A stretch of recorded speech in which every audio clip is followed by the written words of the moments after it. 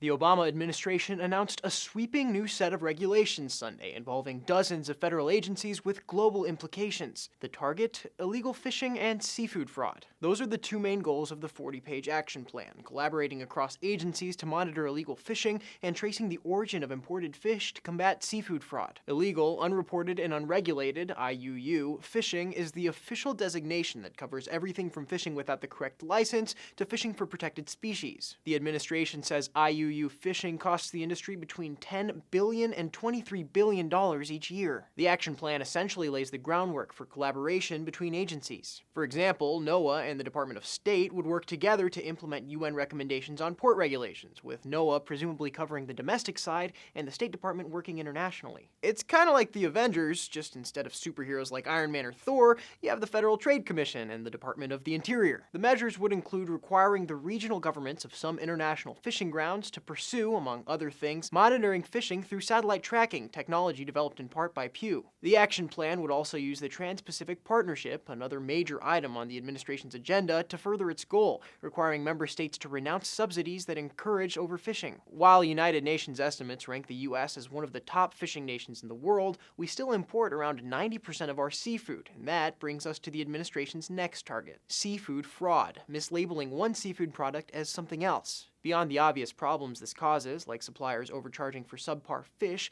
it can also be dangerous. 84% of the white tuna was actually escalar, which is something that can cause acute and serious digestive effects if you eat more than just a couple of ounces. Studies by advocacy group Oceana have found that common seafood items are regularly misrepresented, posing a problem for local fish vendors. Ultimately, the consumer suffers and the fisherman. So the administration's solution is ambitious. Track the fish so by the time it reaches the U.S., the authorities have more information about it. The plan would involve tracking where a fish was harvested, what type of fish it was, and who was harvesting it, as well as tracking where it was taken before getting to the point of entry. But that's going to take a while. Before the administration starts, it has to decide on what species are the most threatened by IUU fishing and fraud, something it hopes to have done by October. For Newsy, I'm Sebastian Martinez.